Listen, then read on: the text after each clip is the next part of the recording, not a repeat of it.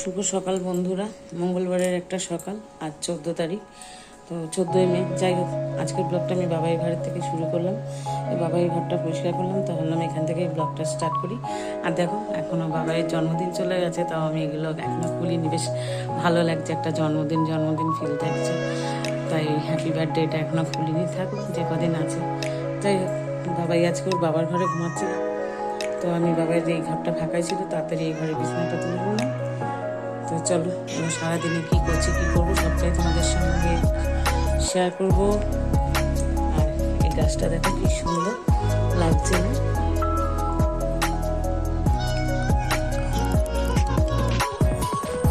গাছটা কি সুন্দর লাগছে। গাছটা আমি এখানে রাখলাম,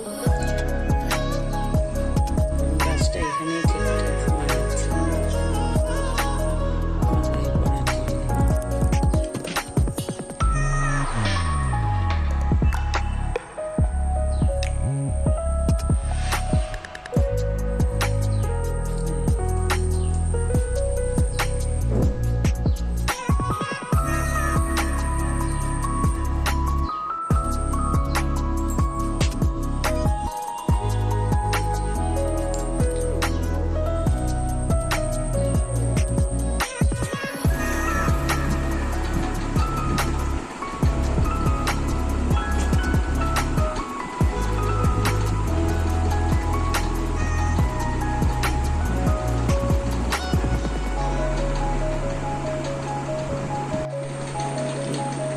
কাণ্ড দেখো, মাম্মাম ঘুমাচ্ছে এখনো।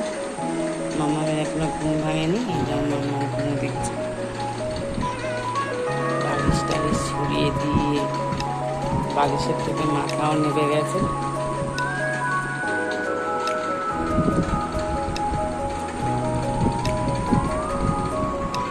চলে আসলাম রান্নাঘরে। দেখো, রান্নাঘরে অলরেডি আমার ভাত ডাল বসে আছে। যে এখানে ডাল ফুটছে, এখানে ভাত বসিয়ে দিয়েছি, এবার সবজি কাটতে বসবো। সারাদিনে কী করছি কী করবো সবটাই তোমাদের সঙ্গে শেয়ার করবো। আপাতত আমি এখন কী রান্না করছি এখনো বলতে পারছি না। আমি বাজার থেকে আসলেই ঠিক করবো যে আজকে কী রান্না হবে।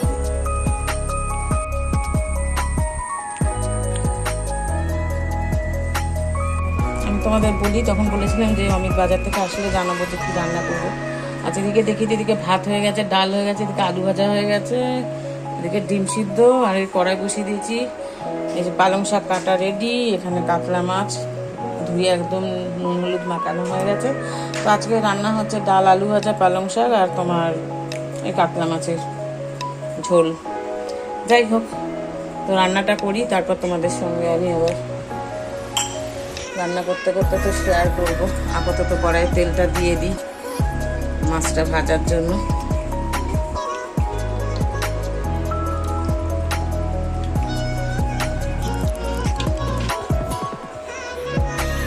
মাছটা ভাজবো, তেলটা গরম হোক। আর আমার মেয়েটাই করিনি, গরম হয়ে গেছে। এবার এই যে মাছটা একটা করে নিয়ে এবার তেলের মধ্যে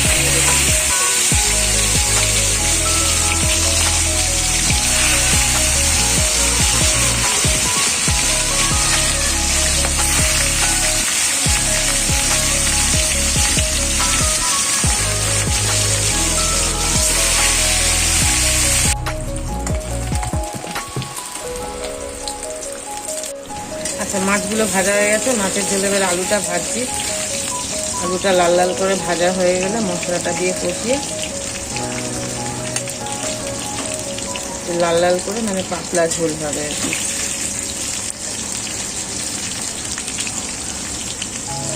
লাল হতে থাকে, মশলাটা রেডি করি।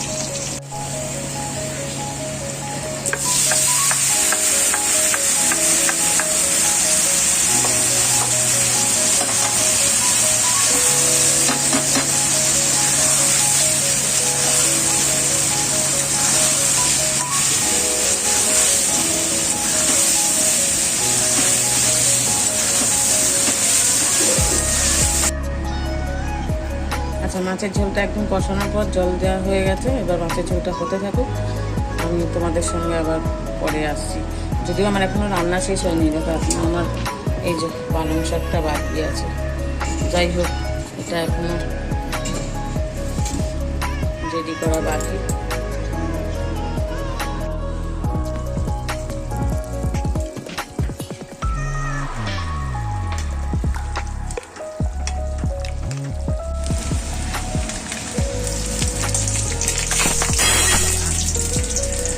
রুটিতে ওনার জল ছিল, শাকটা ভাজা করবো, রসুন আর লঙ্কা দিলাম, আমাদের তেল হচ্ছে।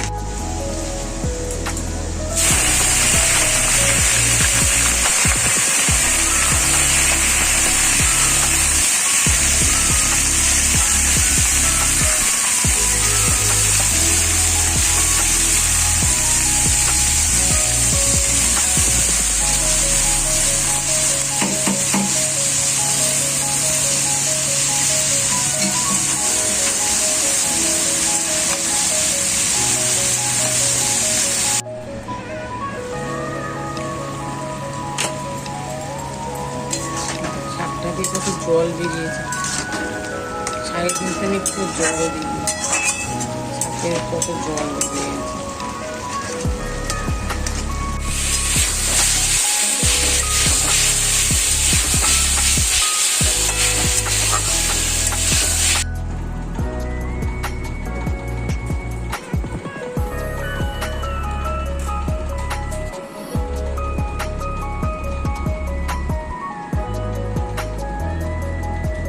রাতে দেখো ডালের সঙ্গে বেগুন ভাজা, সে বেগুন ভাজা কেটে লবণ হলুদ মাখিয়ে রেখে দিয়েছি, এখানে তেল গরম হয়ে গেছে বা দেবো।